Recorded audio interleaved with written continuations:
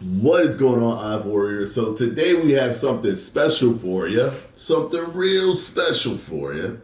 We have a study, and look at this title. Intermittent fasting and protein pacing are superior to caloric restriction for weight loss and visceral fat loss. It is superior based on this study. Now, let's dive into the study to see why exactly is intermittent fasting and protein pacing superior to just caloric restriction. Now, the calories were equated for. So they both consumed the same amount of calories, and still there was massive reduction difference compared to the caloric restriction group. Now, if we look at this chart, for example, this is the body weight. This dotted line is the IFP group versus the caloric restriction group. So you can see the difference here, right, in body weight. You can see the difference in fat mass right here. You can see the difference in abdominal fat, so the fat around the belly area. You can see the difference in visceral fat. You can see the increase in fat-free mass, which is lean mass, which could be water, but because of this consistency across the board between all of the participants, it was basically your muscle tissue, right? How much muscle tissue you're building, retaining over your counterpart, and they retain more muscle through intermittent fasting. Now keep in mind the system that they used was an intermittent fasting 5-2 system, where the 2 days were actually consecutive, right? So they had consecutive 2-day fasting days where they ate just under about 500 calories. So they would eat 500 calories or less in those 2 days. Now, one of the things that I love to show about these studies is how high was the compliance rate and their hunger, because a lot of people love to say, well, the moment you do intermittent fasting, you're going to be hungry and you're going to overeat, as if that's the only outcome that happens to people, when actually looking at the studies, the compliance is always super high. So overall, the compliance rate for each group was over 90%. So they easily was able to complete this study. Now, we had 19 people in the caloric restriction group. We had 20 people in the intermittent fasting protein pacing group. Now, here's the caveat to this study, because there's always a caveat. Here's the caveat. The caveat is that the intermittent fasting group did 35% of their macronutrients coming from protein, 35% coming from carbohydrates, and 30% coming from fats, right? While the calorie restriction diet, they don't even have the protein number here, but it's 35% from fats and 50 to 60% of their calories from carbohydrates, which means that but just by looking at these numbers, you know they automatically ate way less, around 10% or so in protein. So 35% protein versus 10% in calorie restriction in terms of protein intake will create a different weight loss system between both intermittent fasting and calorie restriction. It is expected, because of the protein intake, that the intermittent fasting group would have lost more weight, even though the calories were the same. Now, this is one of the things that I'm constantly touting, that if you are eating a normal American meal, you're more than likely not eating an adequate amount of protein. It's usually like 2 pieces of chicken or a piece of steak, and then just a massive amount of carbohydrates, rice, potatoes, you name it, right? If you actually up your protein from the normal American plate, and of course this is not for people that already do this, but this is for the average person that doesn't measure their macronutrients and just eats, you normally have way more carbohydrates on your plate than you have protein. But if you up your protein, you have to understand, even looking at a study like this, protein has a higher thermic effect than any other macronutrient. Over 30% of the calories that are consumed from that protein have to be broken down immediately, or has to be burned immediately, just to break down and disperse the protein nutrients and the amino acids and everything that comes from that food, as compared to carbohydrates, which is about 10 to 15%, or even fats, which is about 2 to 5% of that calorie intake. So it's a higher thermic effect. Not only that, their fat-free mass increased or retained better than the caloric restriction group, which means you can be successful doing intermittent fasting and simply ensuring that you're tackling at least one of the pillars of protein synthesis, or tackling the pillar of protein synthesis, which comes with consuming more protein. So when people say, oh, you lose more muscle because you do intermittent fasting, no, you do not. They also tracked for physical activity in this study and it was equal. They had equal physical activity, yet the caloric restriction group had less fat-free mass, or lost more fat-free mass than the intermittent fasting group. The reason for this, guys, is what I've always told you. When they try to fear-monger intermittent fasting and say, intermittent fasting, you just lose muscle. You lose muscle if you do intermittent fasting.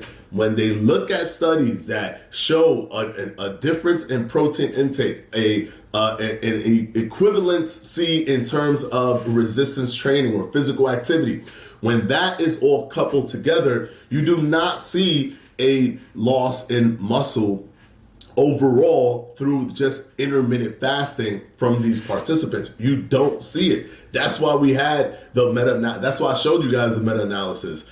Which is way more important than just one individual study, because it's synthesizing the data of so many different studies looking at these numbers, right? So it's important to understand the context of the study. Anybody could pull out a study where they said, hey, intermittent fasting group, go ahead and just eat whatever you want. And the caloric restriction group, make sure you eat this amount of protein, make sure you eat this amount of carbohydrates, make sure you do this and that. Okay, damn, intermittent fasting, guys, man, you lost a lot of muscle. It looks like intermittent fasting loses muscle. That's not how it works. When you equate for certain things, when you make sure that they are consuming protein, because that's important.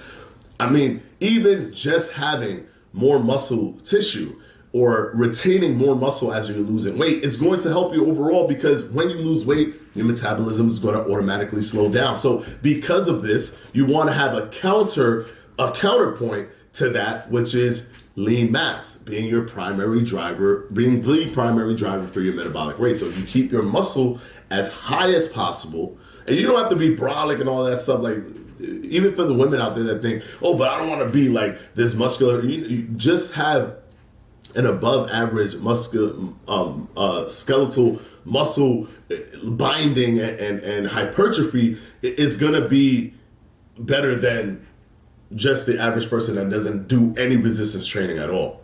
Anything is better than nothing. A little bit of muscle is better than no muscle at all. A little bit more muscle is better than a little bit of muscle.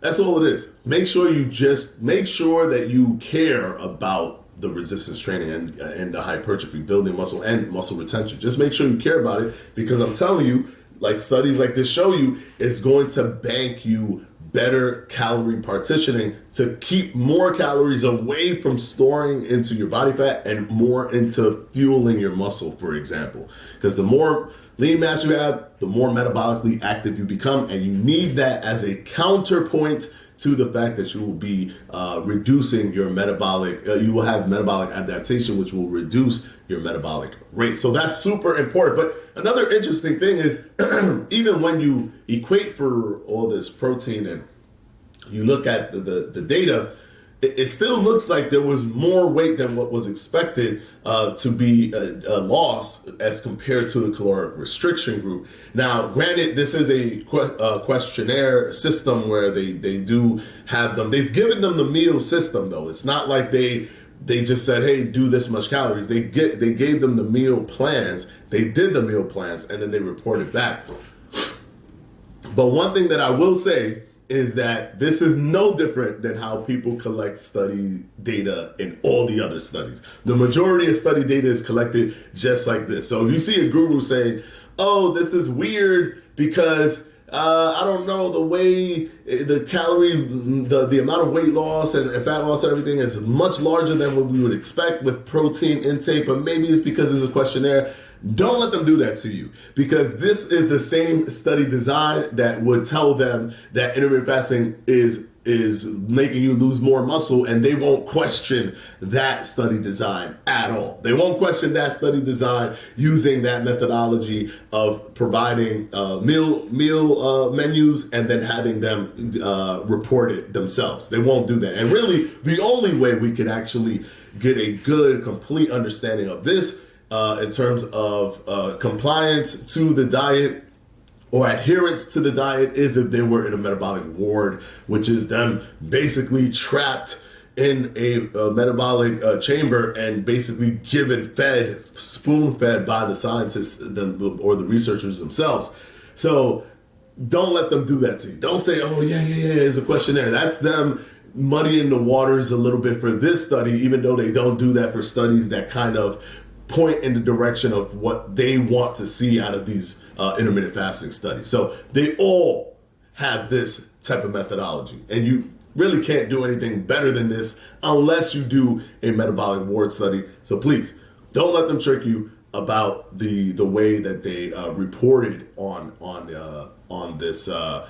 their diet. So either way, I do believe that protein intake is an incredibly powerful tool. I've always said this to you guys. Make sure you up your protein if you're eating a just normal American meal, because the normal American meal normally does not have more protein, or it has an overwhelming amount of carbohydrates and not enough protein on your plate. But this is a cool thing because it also shows that if you do apply protein, if you do apply a normal exercise routine, even if it's the exercise routine is equivalent, just the insertion of protein, adequate protein, allows for the participants to not only build muscle and retain muscle, but lose fat as well.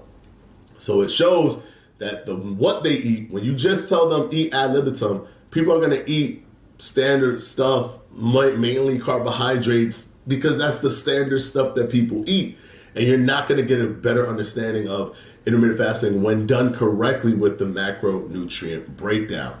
Up your protein, guys, if you don't eat an adequate amount, please. It's super important. I hope this study was helpful for you. It's a cool study. It's really nice. It's good to see that they're not just taking the IF group and telling them ad libitum and then taking the calorie restriction group and giving them an actual menu. It's good to see that they're actually,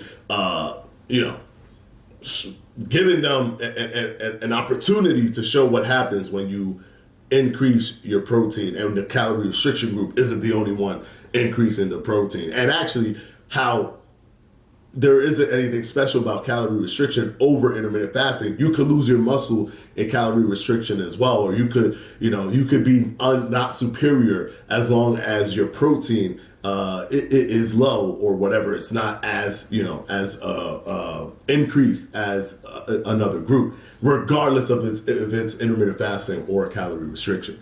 So hopefully this video has helped you guys. Of course, hit that like button, hit that subscribe button, because I love that when you do both of those things. And stay tuned for the next video, because we got a video every single day.